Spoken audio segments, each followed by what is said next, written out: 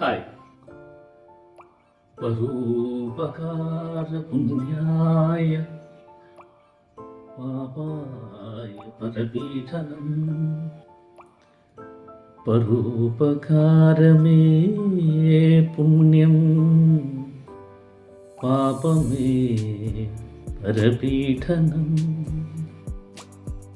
വേദവ്യാസൻ്റെ 18 പുരാണങ്ങളിലൊന്നായ ഭാഗവത പുരാണത്തിലെ സുഭാഷിതങ്ങളിലെ ചില വരികളാണ്. പശ്യ ഏതാൻ മഹാഭാഗാൻ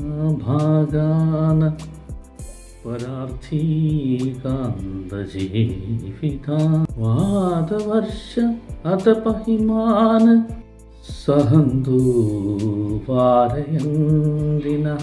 മറ്റുള്ളവർ ജീവിക്കുന്നതിന് വേണ്ടി അഥവാ സസ്യ ജീവ പക്ഷി മൃഗാദി മനുഷ്യ ജീവിതങ്ങളുടെ ജീവസന്ധാരണത്തിനും ജീവനും വേണ്ടി വൃക്ഷങ്ങൾ രാപകൽ കാറ്റും ചൂടും മഞ്ഞും മഴയും ഒക്കെ കൊണ്ട്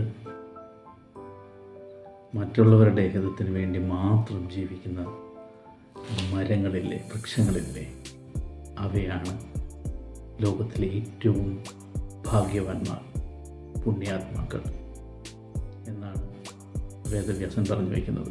സ്വജീവിതം കൊണ്ട് അന്യജീവികൾക്ക് പരോപകാരം ചെയ്യുക എന്നതാണ് എല്ലാ ജീവജാലങ്ങളുടെയും സനാതന ധർമ്മം എന്നാണ് ഇവിടെ പറഞ്ഞു വയ്ക്കുന്നത്.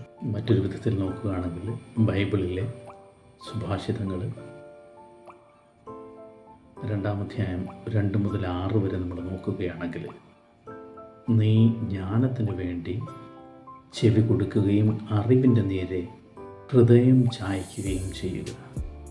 ശ്രദ്ധിക്കണം, പൊരുളറിയാൻ വേണ്ടി കേണപേക്ഷിക്കുക, അറിവിന് വേണ്ടി വിളിച്ചപേക്ഷിക്കുക.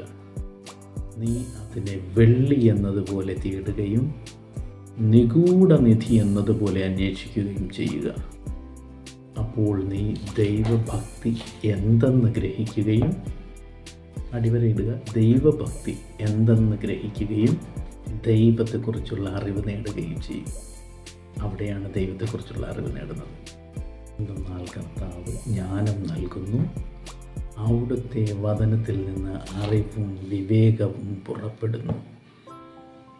അവിടുത്തെ വചനത്തിൽ നിന്ന് അറിവും വിവേകവും പുറപ്പെടുന്നു. ആദിയിൽ വചനം അഥവാ ജ്ഞാനം ഉണ്ടായിരുന്നു.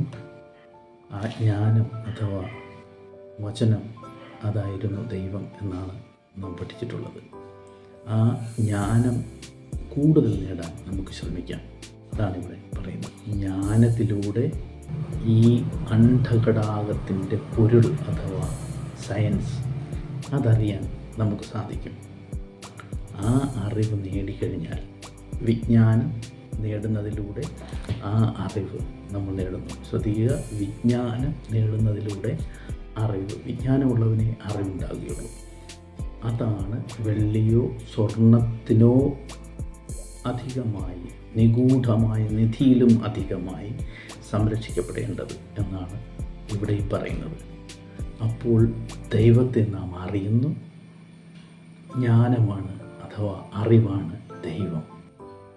അറിവും വിവേകവും നമുക്ക് ലഭിക്കുന്നതിലൂടെ നമ്മൾ ദിനം പ്രതി പ്രാർത്ഥിക്കുന്നത്, എനിക്ക് അത് തരണേ, ഇത് തരണേ, ധനം തരണേ, നല്ല വസ്ത്രം തരണേ, അല്ലെങ്കിൽ സുഖസൗഭാഗ്യങ്ങൾ തരണേ എന്ന് നമ്മൾ അപേക്ഷിക്കുന്നതിലുപരി അറിവും വിവേകവും നമുക്കുണ്ടാവുകയാണെങ്കിൽ അതിലൂടെ നമുക്ക് ഓരോ യുഗത്തിനനുസരിച്ചിട്ട്, ഓരോ കാലത്തിനനുസരിച്ചിട്ടും വ്യത്യസ്തത നമുക്ക് പുലർത്താനും അതനുസരിച്ചിട്ടുള്ള പുരോഗതി നേടാനും സാധിക്കുന്നു.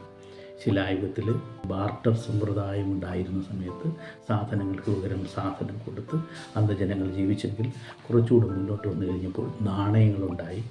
നാണയങ്ങളുടെ വിനിമയത്തിലൂടെ മനുഷ്യന് ജീവിക്കാൻ പഠിച്ചു. അതിനുശേഷം കറൻസി എത്തി.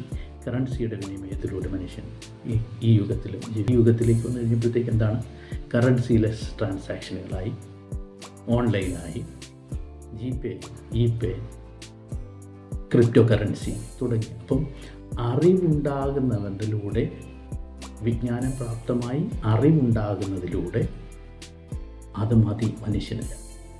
जो परम प्रधान के छाए हुए स्थान में बैठे रहे वह सर्वशक्तिमान के छाए में ठिकाना पाएगा. He who dwells in the secret place of the Most High will abide in the shadow of the Almighty. വീണ്ടും ഒരു പുലർകാലമുണ്ട്. Happy good morning to everyone.